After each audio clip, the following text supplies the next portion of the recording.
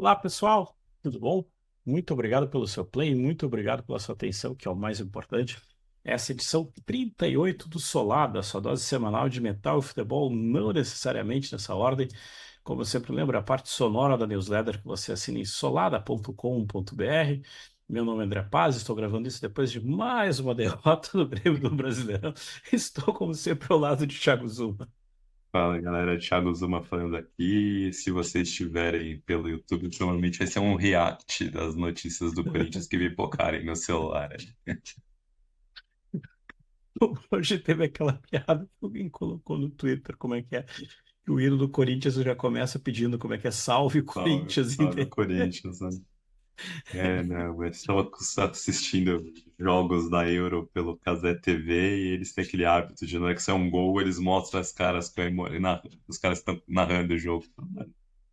Saiu o gol, quero ver os caras comemorando, o replay, não quero ver vocês estão, qual foi a reação de vocês quando saiu o gol. Eu brinco, esses tempos atrás eu estava brincando que essa questão da câmera da Casé, essa câmera da reação, câmera gaulesa, assim, isso pra mim, pô, a maior de todas foi a câmera do Galvão Bueno, do Pelé e do Arnaldo comemorando na Copa de Mas ali tinha o 94. Pelé, né, cara, que era uma celebridade, né, que tava comemorando. Agora o Cazé TV, pelo amor de Deus, só os caras gritando lá. Nunca me esqueço do Pelé falando como é que é. Eu estava aqui com o PR, daí o Galvão. O que que é PR? Public Relations, Galvão. Por que que você guardou isso? Não sei. É, mas eu tava brincando com o seguinte, né? Você tá aí, deu play, você estava esperando a continuação do episódio dos tributos, mas não, ainda não. Nós não vamos falar sobre isso hoje. Ah, a gente pede desculpas, mas tem bons momentos que a gente quebra a pauta e de propósito, assim. E é um excelente motivo, não é, Thiago? Isso, né, a gente gosta de ficar em dívida com o nosso público, então o episódio da parte 2 dos tributos vai vir algum momento no futuro, assim, né, a gente julgar relevante de novo falar de tributo. Mas enfim, assim, é uma pauta que pode esperar, pauta fria, né? Então a gente. Uma das coisas quando a gente resolveu fazer esse podcast era que a gente não queria ser um podcast só nostálgico, um Uhum. podcast de saudosismo, de ficar falando só das coisas do passado, de bandas do passado, discos com 20, 30, 40, 50 anos, 10 anos. A gente queria poder falar de coisas legais que estão acontecendo. E a gente, esse ano, a gente falou do Judas ali, falou do Bruce, falou do Ishan quando a gente foi falar do Emperor, e aí essa semana acabou saindo um disco que é bem legal, assim, que é de uma banda relativamente nova.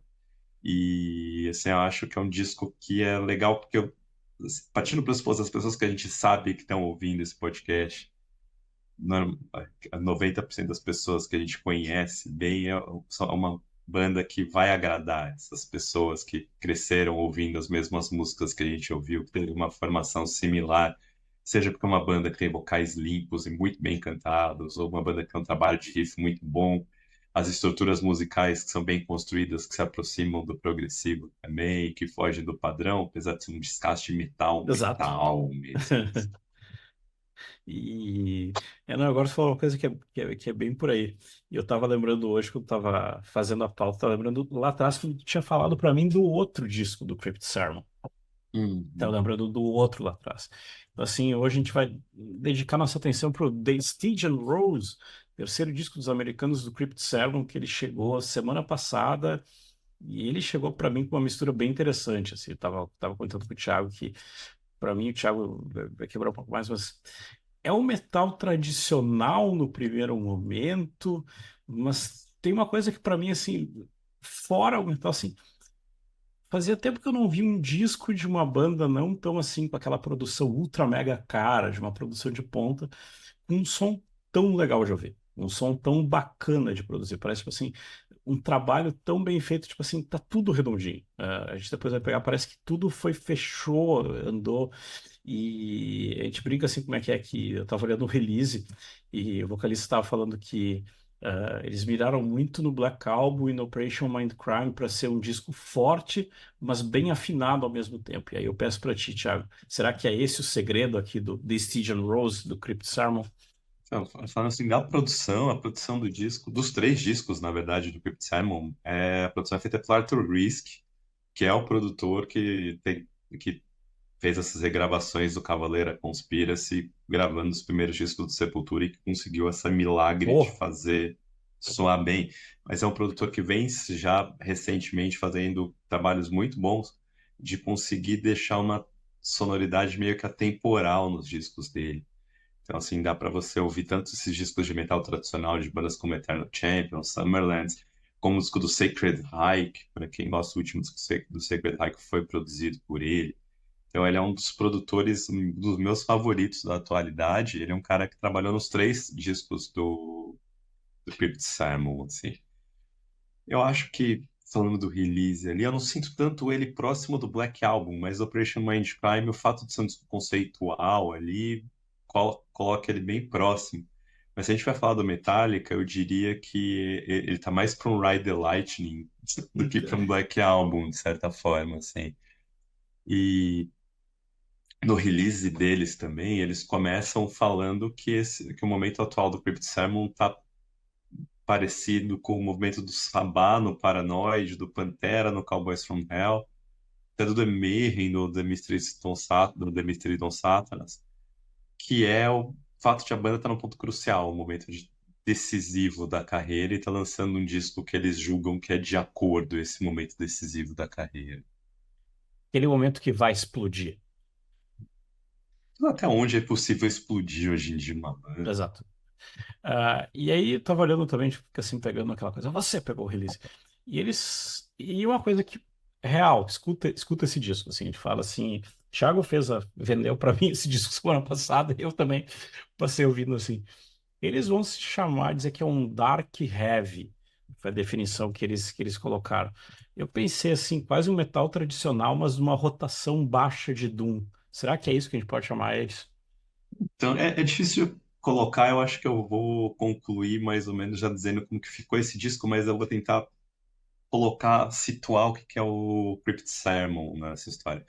Porque o Crypt Sermon, eu conheci a banda pela demo de 2013 deles, porque tem um site que eu sigo que chama Obelisk, que é um site que fala muito de Doom e derivados, assim. Quando saiu essa demo, ele falou que era uma demo para fãs de Epic Doom Metal tradicional, fãs de Scandalmas e Solitude e Turnos, que são duas Oi? bandas que eu sou alucinado. E assim, o que pega é que naquela época esse era um som completamente fora de moda, em 2013 ali. Porque o Doom estava muito mais caracterizado pelos stonerismos, né? O volume 4 do Sabá ali, nos riffs do Sleep, desenvolvendo a partir daquilo ali, com bastante banda nesse esquema de Genzona, dos caras que gostam da erva, ou indo para um lado mais lisérgico do Electric Wizard, assim, que é aquela questão da repetição, um negócio meio te levando a transes, um negócio meio ácido, assim. Então, uma levando para zonas que os solos não terminam nunca, e a outra indo para aquela distorção quase ensurdecedora, assim. Nesse intervalinho, um pouquinho antes dessa demo do Crypt Sermon sair, saiu um disco de uma banda chamada Pallbearer. Lançou o disco de estreia, que é o Sorrow and Extinction. E esse disco, para mim, marca uma espécie de guinada, que é a hora que começam as gravadoras e bandas começam a olhar para esse som mais tradicional, do tipo, a gente não precisa ser uma banda retrô para fazer isso, a gente pode conseguir fazer isso de uma outra forma. E, assim, o Palmera lançou um disco fabuloso também esse mês agora, Pouquinho tempo atrás. E saiu um pouquinho nacional. tempo atrás. Vale a pena ouvir. Sim, disco até que a gente poderia fazer um react dele, uma situação falar dele, uma coisa, mas acho que ele é um pouco mais para quem gosta muito de mais lento, mais emotivo. Exato. Esse é um disco que eu acho que abre uma paleta maior.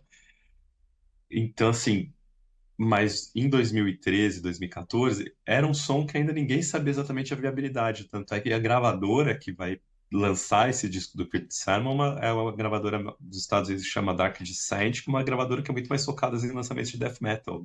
Tá acostumado com o tradicional Doom, assim. Mas pegou, porque os caras tinham uma certa relação ali, e os caras acharam bom o disco para alguém ter que lançar. O primeiro disco que saiu em 2015 chamava Out of the Dark. E basicamente ele é o disco que o Solitude Turnos não lançou. O Solitude Turnos acaba, você estava esperando o próximo disco do Solitude Turnos, é o Out of the Garden do do Crypt Sermon, assim, fazia muito tempo que ninguém abusava dessa escola clássica de Doom, sabe? Tipo, de ter as melodias ali bem parecidas com Candlemas, aquele trabalho de guitarra com a dupla de guitarra trabalhando muito ativamente, que lembrava muito Trouble, e um vocal com uma série meio depressiva, meio agressiva, que era muito, parece muito Robert Lowe no primeiro disco. Engraçado que na demo, o vocal do Brooks Wilson, que é o vocalista da banda, lembra de Snyder, e aí no segundo ele vai lembrar Robert Lowe, e aí a partir, né, no primeiro disco Robert Lowe, assim, e aí tem muito maneirismos do Dio que ele puxa nesse primeiro disco também.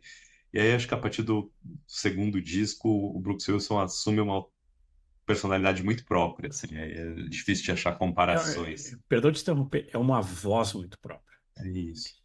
Então, e aí eu vou entrar um pouco no mérito dele daqui a pouquinho, assim, mas o que aconteceu com o Crypt Salmon foi que a banda não...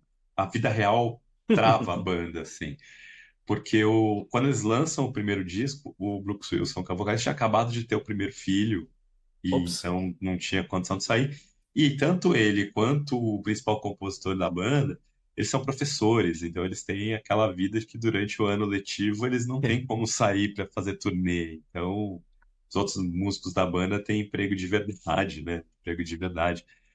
Então, a banda ficou meio fazendo shows esporádicos, um festivalzinho aqui, outro ali, e a banda hiberna, assim. Então, o segundo disco da banda só vai sair em 2019. Nesse intervalinho, eles lançam uma versão muito própria para The Mystery Don't Satanas, do Mayhem, mas que eles recriam uma música muito Doom, tá no Bandcamp, se vocês quiserem ir ali. Eles transformam completamente a música, eles pegam a letra e basicamente a estrutura é parecida, mas fica completamente e bem criativa, assim. Quando a gente falou do episódio da semana passada dos tributos que você faz com cover, esse foi um cover sensacional que eles fizeram. É o segundo disco que sai em 2019, é The Ruins of Fading Light, e claramente assim você percebe que a banda estava a fim de evoluir, de se desenvolver, assim. Quando você vai atrás das entrevistas desse intervalo, tanto do pós-lançamento do primeiro disco quanto da época do lançamento do segundo disco, eles estão incomodados quando as pessoas só citam Candlemas, Trouble, Solitude e Turnos falando deles. No máximo o Dio falava, mas é sempre assim. Então, eles começam a querer trazer coisas mais ali. E aí você começa a ter uma influência de metal extremo aqui e acolá, você começa a tomar alguma coisa de power metal, umas certas orquestraçõezinhas, os caras começam a trabalhar muito em detalhezinho, muita coisinha ali. E assim, fica um disco que é bem diferente, quase dá para falar que com o Brooks Wilson adquirindo um jeito muito próprio de cantar, é quase, às vezes nem parece a mesma banda quando você ouve assim. Mas apesar disso, o disco foi extremamente bem recebido. Eu acho que ela ficou no top 5 da Decibel, como Oh, os 5 melhores discos do ano de 2019. Só que, pá, veio a pandemia, né? E pra mim foi triste, porque eu tinha ingresso para ver o Crypt Sermon na Europa em 2020. putz. Eles iam tocar num festival na Alemanha, eu tinha ingresso, e com a pandemia eles acabaram, o festival acabou acontecendo numa outra data que eu não podia ir, eles não foram, então tá para ver a banda mais pra frente ainda. E então nesse período da pandemia, a banda praticamente acabou. Tipo, ninguém sabia o que que ia acontecer, tanto que eles ficaram reclusos, assim, esse terceiro disco ninguém sabia que eles estavam gravando, nada do tipo. Eu fui pego de surpresa quando saiu o primeiro single. O primeiro single do disco novo do Crypt Sermon, tanto é que quando tem os episódios do tipo do que a gente fala dos discos do ano seguinte, que a gente esperava pra esse ano, eu nem tinha ideia que o Crypt Sermon ia lançar. Pra minha banda tinha acabado ali, assim. Em algum momento podia acontecer alguma coisa. E assim, e nesse intervalo a banda teve algumas mudanças de formação ali, que depois eu vou falar um pouco mais específico disso, assim. Agora, pra gente falar esse disco, o que que eu acho que esse disco coloca ali? A sonoridade desse disco, o Crypt Sermon foi capa da Decibel, da penúltima ou antepenúltima Decibel, e o jeito como, acho que o Brooks Wilson, ou não sei se o Brooks Wilson foi o guitarrista que falou, ele descreveu como, e abre aspas, isso é ele falando. O Nevermore escreve um disco para o King Diamond na sala de ensaios do Anathema na época do Silent Enigma. Enquanto isso, vaza da sala ao lado o som do ensaio do Dead Can Dance. Eu diria que faz muito sentido essa descrição. Tem muito disso, mas ele escondeu Candlemas, que ele não precisava ter muito de Candlemas ainda no disco. Acho que tem até. Não vou dizer que tem mais que no segundo ele ainda tinha bastante, mas ainda tem lá. E eu acho, para falar ali, depois de ouvir com alguma atenção, que a palavra-chave para atrair pessoas é Nevermore.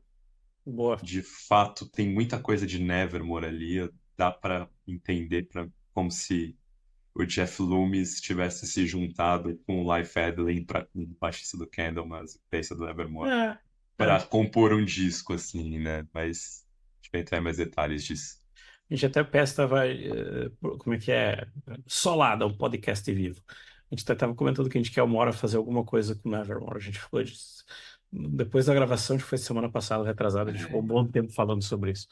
Uhum. Então, e aí, quando tu passou para mim, eu pensei, muito engraçado assim, quando esse fim de semana a gente ficou falando do Crypt Sermon, eu fui ver quem é que era. Falei assim, pô, mas é uma banda de 6 pessoas, é tipo assim, é o Karnak quase, praticamente assim.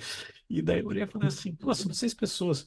E aí tu falou pra mim assim, como é que é? Ah, é meio que um Dream Team do metal da Filadélfia. E daí, quem é que são essas pessoas por trás desse rolê aqui? A gente chamar de Dream Team é um pouco demais, porque é muito, todo mundo muito underground, né? Mas, assim, todo mundo tem uma espécie de uma carreira paralela ali, que fez com que quando a banda se formou, a galera, abriu o cara de lá, o cara de lá. Quem formou a banda foi o vocalista Brooks Wilson, que eu já falei aqui agora, que na época ele era um baixista só, fazia backing vocals, ele não era um vocalista. E o guitarrista Steve Jensen, que é o cara que eu esqueci de falar o nome o tempo todo ali, assim, que é o principal compositor da banda também. E eles tinham uma banda de grindcore que chamava Unrest. Essa banda tá ativa até hoje, apesar de não ter lançamento nenhum por muito tempo, ela não deve ser muito produtiva. Aí essa banda, num dos primeiros momentos que essa banda ficou meio inativa ali, eles começaram uma banda de death metal que chamava Trench Rot. E que essa banda foi mais ou menos na mesma época do Crypt Sermon. Eles começam mais ou menos juntos, assim. E e eles vão lançar a demo do Trench Rot, o primeiro disco do Trench Rot, a demo do Crypt Sermon, o primeiro disco do Crypt Sermon, sai mais ou menos na mesma época, entre 2012 e 2014, 2015 e tudo, assim. Então, aí pro Crypt Sermon, quem se juntou a eles foi o baterista Rick Sagarnaga, que é um boliviano erradicado nos Estados Unidos, É muito massa. e o guitarrista o nome polonês é Jamie Lipczynski, assim, que é difícil de dizer isso aqui, Lipczynski, vamos deixar desse jeito, que também é um compositor importante da banda, assim. E aí, o que eu falei do Brooks Wilson. O Brooks Wilson, ele não era vocalista no Unrest, ele era o cara que fazia os vocais limpos, enquanto o Steve Jenson fazia os vocais mais grossos, assim. E quando eles estavam pensando em fazer essa banda de metal mais tradicional, mais voltada para o Doom, eles falaram, pô, chegaram para o Brooks Wilson e falaram, talvez dê certo com você, vamos tentar, mas eu não sabia, eles não tinham noção se ele era um bom vocalista ou não, assim. E eles acabaram testando na demo, e essa demo, o vocal dele me lembra muito o vocal do Dee Snider cantando, assim. Não é aquele vocal do Dee Snider mais agressivo, mas o vocal do Dee Snider mais de boa. E viu que tinha caldo ali, né? Então eles acabaram arranjando um baixista para deixar ele só para se concentrar no vocal, assim. E baixista foi uma das coisas que acabou sendo um problema para a banda ali para frente, assim. Aí, se a gente vai falar no esquema de ser de Dream Team, o Steve Jenson, ele tocou uma época no Vector. É uma banda que fez um certo nome nos Estados Unidos ali, como se fosse um revival do Voivode, assim. Boa. Bem assim, tipo, como se fosse um Voivode modernizado. E quando ele tocou ao vivo com o Vector, ele conheceu o Frank Chin, que foi vir a ser o baixista do Crypt Sermon no segundo disco. Porque o baixista que gravou o primeiro disco, o Will Mellor, ele também não pôde fazer a turnê do primeiro disco, os poucos Só shows do problema. primeiro disco, assim. E aí, nesse primeiro disco, eles acabaram chamando para tocar baixo um cara que chama Matt Knox. E o Matt Knox, ele é guitarrista do Oranges, que é uma das melhores bandas de death metal da nova geração, assim. Onde o ponto de contato entre eles era que o Steve Jackson já tinha tocado baixo ao vivo com o Oranges. Então ele chamou o guitarrista do Oranges para tocar baixo no Crypt Sermon, naqueles shows do primeiro disco. Só que o Matt Knox tava com o Randalls em ascensão e topou, não quis ficar, e aí a banda acabou chamando o Frank Chin, que tinha sido companheiro no Vector ali. Então você vê que as coisas vão mudando, assim. Aí eles lançam o segundo disco, que é o Rings of Aging Lights, e eles percebem que o disco precisava ter uns toquezinhos melhores de teclado do que o Brooks Wilson inventando algumas coisinhas. E eles chamam um cara que chama Tanner Anderson, que na época tocava numa banda que chamava Obsequiae, que é uma banda, ele toca até hoje com eles. É uma banda de black metal mais melódico, nessa linha meio americana de sonoridade, tem uma atmosfera meio bucólica, gélida, que é uma coisa bem própria das bandas dos Estados Unidos de black metal, assim. E perdão te interromper, um teclado que se você pensa, ah, mas disco de metal tradicional. Não, o teclado faz todo Uhum. sentido aqui dentro. Então, assim, não Isso, quebra a então, experiência. no Rings of Aging Light ainda era um toquezinho, era um temperinho, assim. Nesse disco novo, eh, ele continua na banda, depois ali ele acaba entrando, e ele participa das composições, assim. Nesse período pós-pandemia, assim, o Crypt Simon, o Henrique, o baterista, o Brooks Wilson e o Steven acabaram criando uma outra banda que chama Da Eva. Mais uma. Isso que é uma banda de black thrash, meio da linha Immortal, aquelas coisas de tipo solo de início de carreira, assim, que é bem divertidinha, assim. E aí eles efetivam o Tanner Anderson na banda. E aí o Tanner Anderson já efetivado também tocava guitarra e cantava numa banda que chama Majesties, que lançou um disco de estreia no ano passado, que é sensacional. A gente vai tocar nisso um pouco mais pra frente. Então, assim, aí o que aconteceu, assim, parece que já acabou a história das músicas, mas não acabou ainda. Você pensa que essa história se estanca por aqui? Porque Não. no final de 2022, ou início de 2023, ninguém sabe exatamente quando aconteceu, o James Lipzinski, que era o guitarrista e o segundo principal compositor da banda, saiu, assim. Não vi nenhuma entrevista eles explicando o porquê que ele saiu e que ele foi fazer. Assim. Eu não vi, fui procurar bandas que ele está trabalhando, que eu vejo só são trabalhos meio one-man band dele. Então, não sei onde que ele foi parar. E aí o que eles fizeram? Eles iam chamar o Matt Knox para ser o guitarrista da banda, porque o Matt Knox já é o guitarrista do Oranges. Só que o Frank Chin, que também é guitarrista, começou a ajudar nas composições tocando guitarra. E ele falou: Ah, não, eu que compus e ajudei a compor, eu quero tocar isso no disco.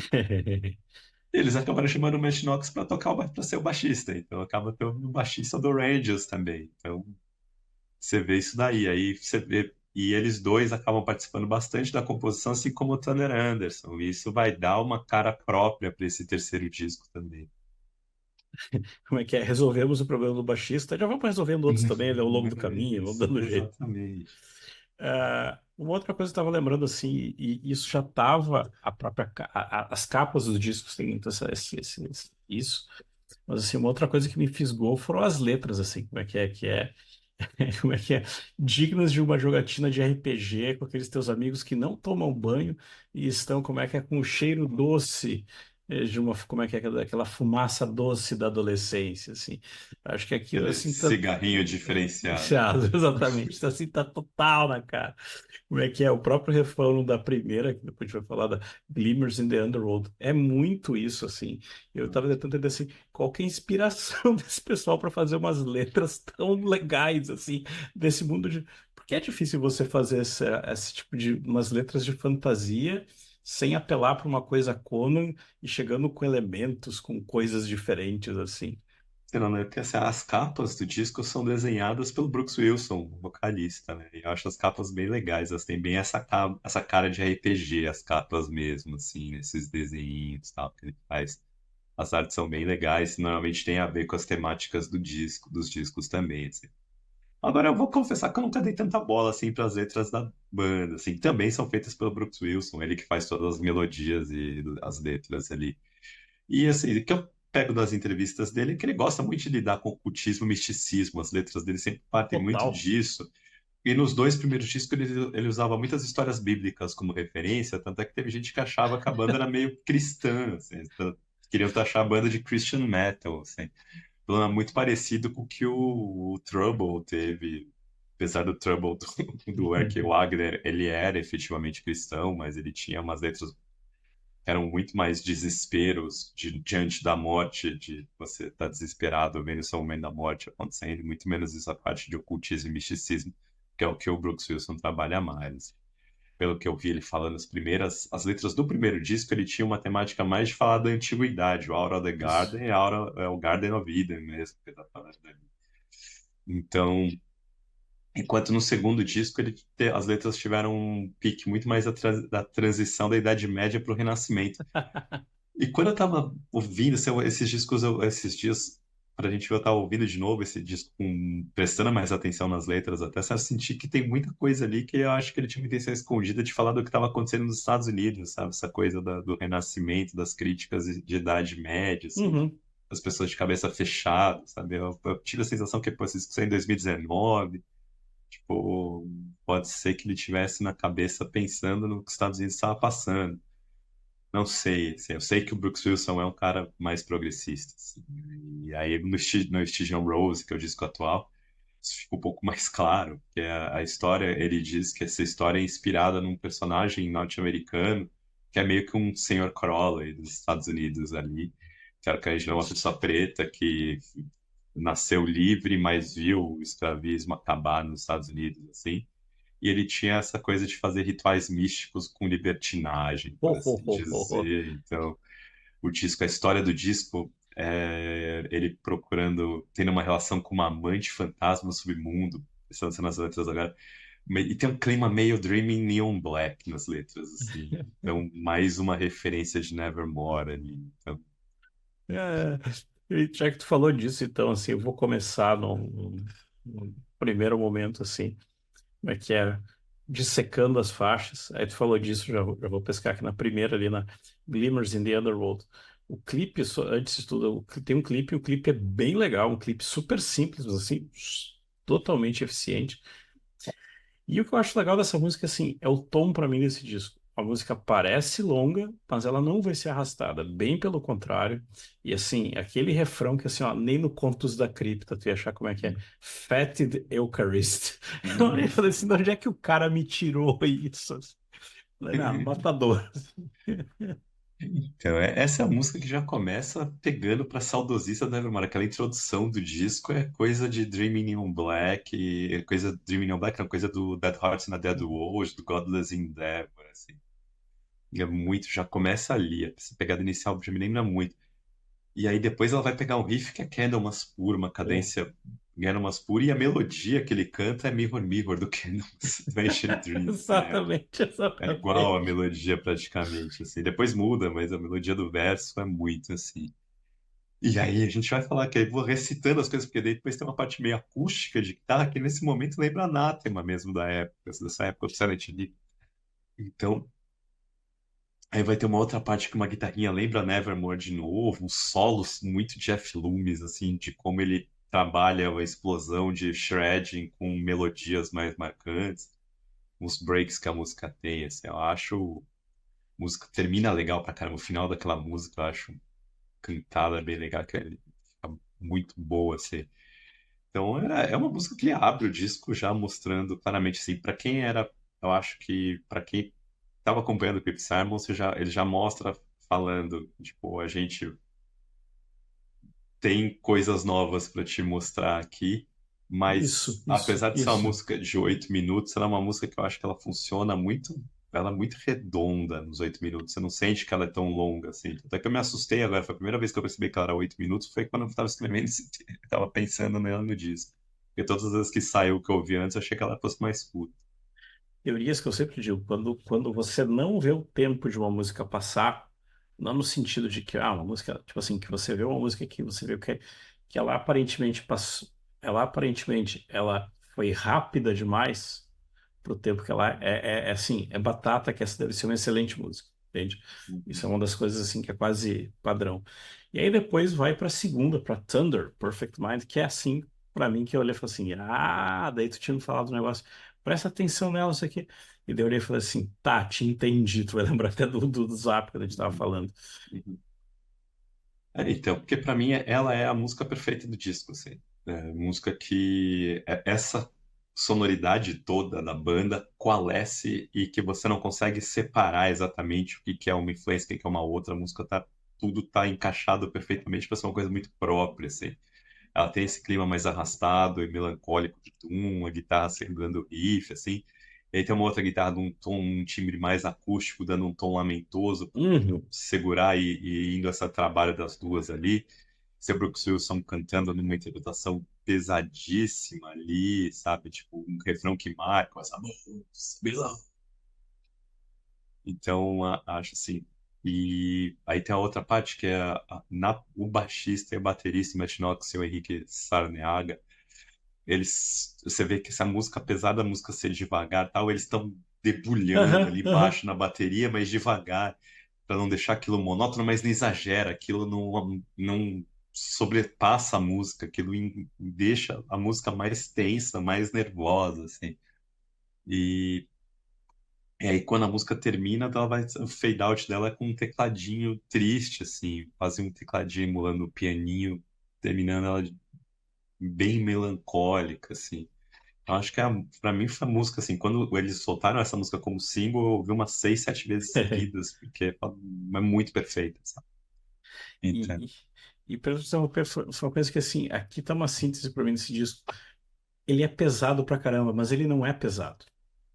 Sabe, tipo assim, se você, de outras coisas, até umas que a gente deixou pra falar no final, ele ele não não é é pesado. extremo, Não é né? extremo. Ele não é extremo, ele tem muita influência de metal extremo, mas ele não é um disco extremo, assim.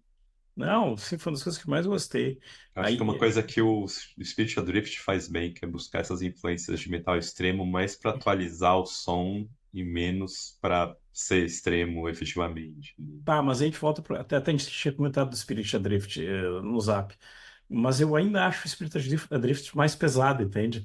Sim. Aqui tem uma coisa que, tipo assim, que se diz assim, isso aqui, tem algumas outras que você olha e fala assim, mas isso não é metal. Não, mas isso é muito metal. Sabe? Eu fiquei ouvindo e pensando isso, assim. É que eu acho que E o Spirit Drift tem uma pegada mais real life. veloz. É, mas tem um Velas, mas acho que tem uma pegada mais real life, menos assim, tipo, mais coisa de tipo de um cara fudido fazendo música, assim, não Aham. exatamente nisso, não é exatamente o caso, mas enquanto o Crypt Sermon ele é mais Jill, sabe? Assim, tipo, Uhum. ele tá te colocando numa história triste, sabe? Assim, ele tá colocando, tá te contando uma história, sabe? Ele tem isso, ele consegue entregar essa parte, que é sempre a diferença que eu falo do Solitude de Turnos pro Candlemas, que o Candlemas é muito uma, tipo, meio, não vou falar palhaço, mas tem aquela coisa muito, tipo, good vibes pra quem é Doom, apesar de ser umas músicas, tipo, Solitude, mais Sim. deprê, mas eles têm aquela coisa, tipo, do Messiah cantando vestido de frade, tal, vestido de, esqueci agora, Monge. de monge, e tem as coisas assim, muito mais contando uma história oculta. E a Solitude de Tunis tinha aquela coisa mais americana do cara, que- cara com um coitado na vida, deprimido, assim. E eu acho que o Crypt Simon faz é unir muito bem esses dois. Brooks Wilson consegue contar uma história digna de Candlemas, mas que não é Candlemas, uma história tensa ali. Então ele consegue fazer que é uma coisa que o Warren Dane fazia bem, Sim. apesar de os vocais não terem nada a ver um com outros. Terceira, que vai fechar essa primeira parte do disco, é um disco bem curto. Down in the Hollow, que pra mim, assim, eu gostei pra caramba dessa música. E aí eu volto, assim, pra mim, assim, eu volto nisso, o refrão é lento, mas ele não é leve. Eu acho que pra mim, assim, puf, tá aqui o tempero desse disco. Eu volto a Então, falar isso. é uma das coisas que eu tava pensando, assim, porque, tipo, eles trabalham tão bem as melodias que as músicas parecem ter 2 ou 3 refrãos. Exatamente. Nessa Porque você aqui tá falou do isso. refrão é lento, eu falei assim, não, o refrão deve ser animado, mas aí eu entendi como que você tava chamando de refrão, eu não achava que era refrão. Porque pra mim o Exatamente. refrão é na hora que ele fala o nome da música. Então, mas essa música, eu acho que esse refrão dela é um refrão de metal tradicional puro. Então, aí, essa música, assim, se ser o Thunder Anderson ali no final deixou o pianinho triste, nessa aqui ele já começa dando uma atmosfera bem críptica, começando aquela coisa bem nebulosa para onde vai começar, e tem uma guitarrinha mais acústica que vai dando o tom. E aí entra o riff Candlemas, e esse riff Candlemas mais cadenciado, e a música vai mexendo o tempo, parte melancólica aqui, parte mais animada ali, e tudo isso coalescendo, tudo isso funcionando muito bem, assim. E eu acho que tem uma outra parte mais pro meio, pro fim, que me lembra muito, me lembra muito Nevermore de novo, assim. E o final dela é Candlemas de um metal puro, Solicitude Tours, mais até puro, assim. Essa parte do fim dela. Então, outra musicaça do disco. A 4, que eu gostei bastante, só que tem um detalhe, um detalhe interessante. Heavy is the crown of bone. E aí eu não consigo não lembrar de Heavy is the Crown of Thorns do disco novo do Judas Priest. Tanto que numa Uhum. das audições pra gravar o Solada, eu acabei indo parar lá no Judas Priest novo pra ouvir Heavy is the Crown of Thorns. Então assim, eu não consigo, pra mim uma tá muito do lado da outra, eu não sei por quê. Eu consegui cantar Heavy is the Crown of Thorns na música Então, do Creep Sterling. é porque dele bem no final, né, que ele fala o refrão, assim. Então, essa música acho que é a música mais metal tradicional do disco. Ela tem uma levada mid-tempo de Candlemas de novo, assim. Então, por isso que eu falo que ele não ter falado Candlemas na descrição não precisava. Mas ela lembra muito metal tradicional e ela tem uns breaks de guitarra que me lembram muito King Diamond. É o King Diamond então, da história, que já tem umas coisas muito ali. Tem uma atmosferazinha perdida de Anátema aqui, acolá, assim, mas eu acho que ela é uma música de metal tradicional, assim, de estruturar, de como a música vai. E aí ela lembra muito aquilo que a gente falou quando a gente falou do disco do Judas, né? A gente falou do disco novo do Judas, que é as músicas, elas, na hora que você chega no primeiro refrão, a música dificilmente te apresenta alguma coisa muito nova na música, mas cada vez que ela repete uma parte, ela cresce alguma coisinha.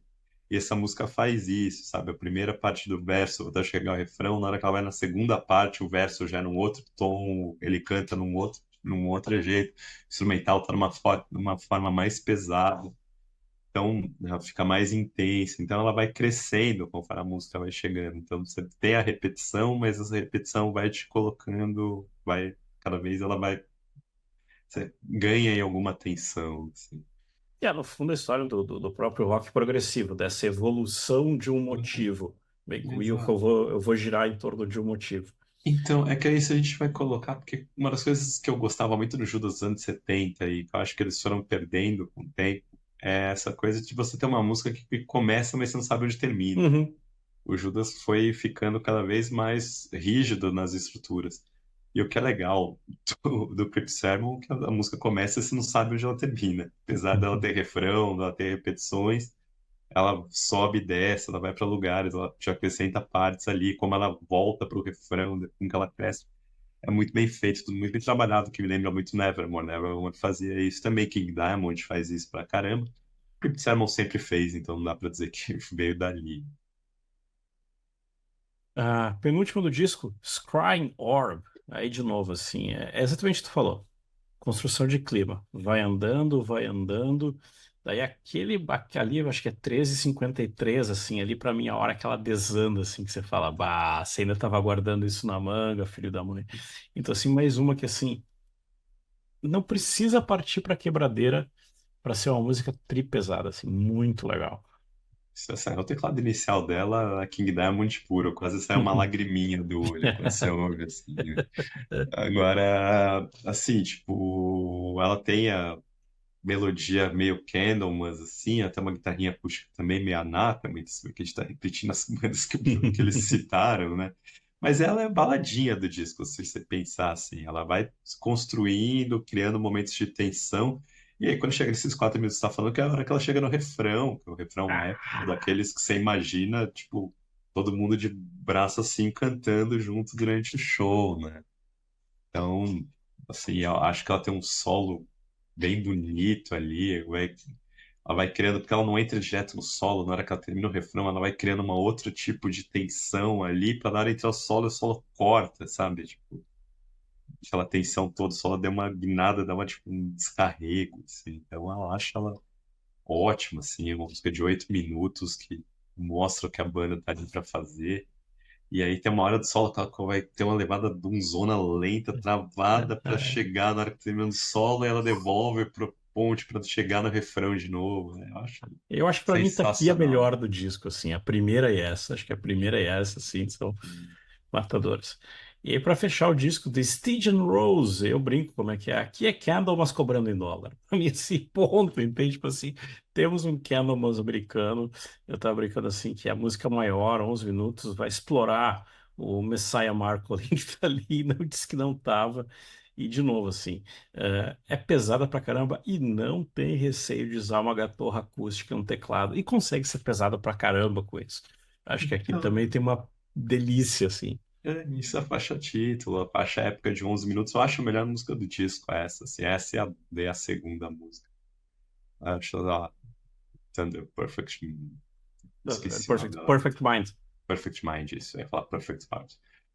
Ah, Nevermore.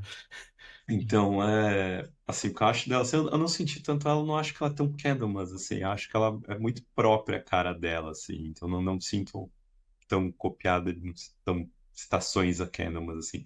Mas é aquilo, ela começa com o piano devagar, triste, acho que é até 1 minuto e meio, quase 2 minutos, do piano dando um climinha para começar a colocar. A gente falando como que o Tanner Anderson teve integrado ao processo de composição dessa vez, ele só não chegou a faz uma coisinha aí, que nem no Wings of Fading Light.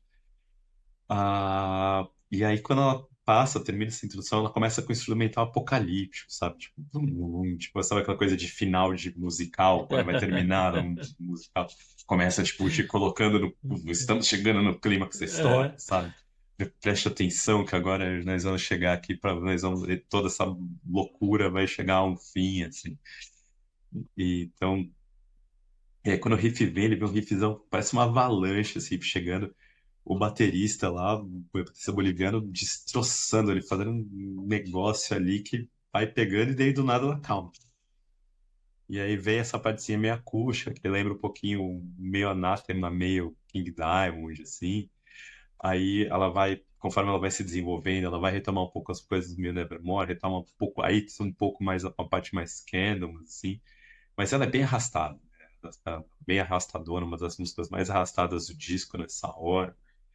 A guitarra vai repetindo esse clima meio anátema, tem um teclado, usa muito teclado para dar tensão, assim, e aí eu acho que o destaque, para mim, um dos destaques que o solo, um dos solos mais bonitos desse disco está nessa música, assim. Termina muito bem, e ela termina, assim, termina de 11 minutos, não parece aquelas coisas que vai enrolando para chegar em não, 11 minutos não. quando termina. Porque termina, solta lá, termina o último refrão, pá, acaba a música. Ela se constrói em 11 minutos muito bem, assim. É do E tipo, você? estamos colocando uma partezinha mais aqui, outra partezinha mais ali para deixar essa música épica, não. Não, e não pá, parece que o tempo não passa. Uhum. A gente falou hoje Diva, Unrest, The Silver, Horrendous, Obsequiae, Majesties. Majesty era o primeiro nome do Blind Guardian. Uhum. Majesties. O que que vale atrás dessas bandas aqui desse pacote? Sim, elas são todas muito diversas, então nenhuma tem nada a ver com Crypt Sermon. Assim, o Unrest, que é a banda de grindcore, eu nunca ouvi.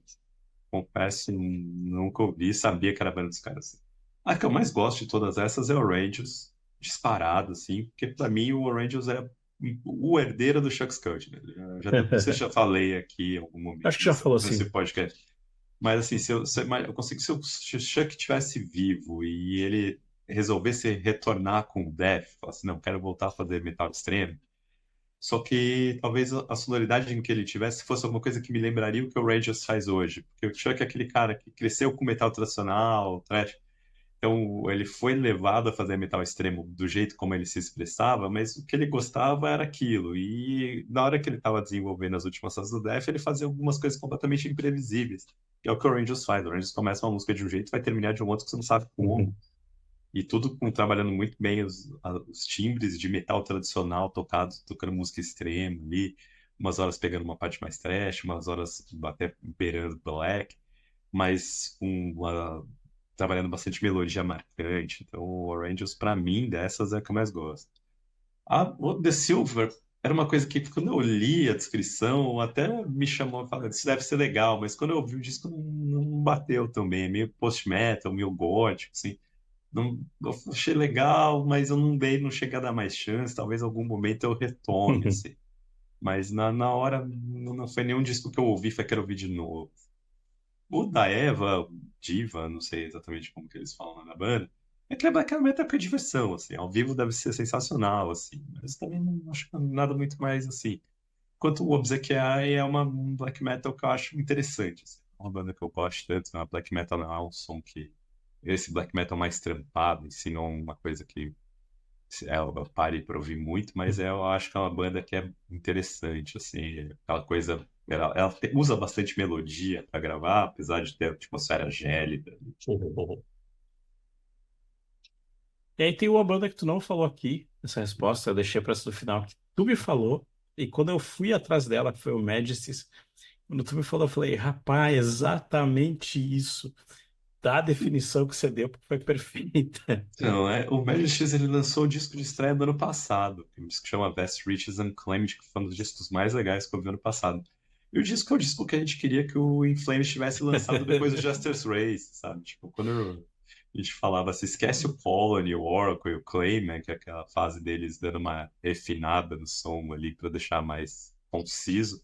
Não, é o In Flames do Justice Race, do primeiro, do Luna, esqueci agora o nome do disco anterior deles. Lunar Strain. Luna Strange, ou aquele Flames, assim, tipo, e você ouve e fala, nossa, que legal, sabe? Uns americanos, moleques ali que alucinam com aquilo e resolveram fazer aquilo e fizeram muito bem, assim, isso é muito bom, assim.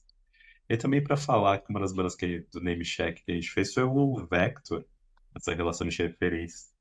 E o Vector, assim, eles eram os herdeiros do Voivode, eles estavam uma carreira em ascensão, tudo. Só que aí o dono da banda, que é o principal compositor, ele é um idiota e a banda acabou cancelada ali.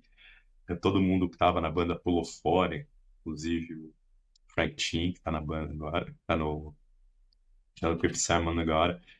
E, tipo, o cara, problema de violência doméstica, e o Ah, cara não assumiu as coisas que fez, ficou um diz que me diz, e acabou cancelado. Então, assim, tipo, é infelizmente uma banda que eu não vai dar dinheiro pra esse cara no stream. Que é uma pena, assim. Era uma banda. Ainda tá nativa, aparentemente lançaram singles, não sei se ele vai ah, tentar continuar. Tá esperando baixar a bola do pessoal ali. Mas enfim, não. até agora pelo menos eu não vi em nenhum momento ele pedindo desculpa, falando que errou, tentando fazer alguma coisa do tipo, assim, que é muito triste. Não, não, você fez esse tipo de coisa, então então não merece. Então não rola. Uhum. E aí, falamos bastante, acho que foi tudo. Como é que é? Vai ouvir esse disco? Sim, ouça esse disco. Exatamente. É um disco de 45 minutos, 6 músicas, todas muito bem acabadas, assim. Então, vai ouvir, volta para ouvir os anteriores são muito bons, assim.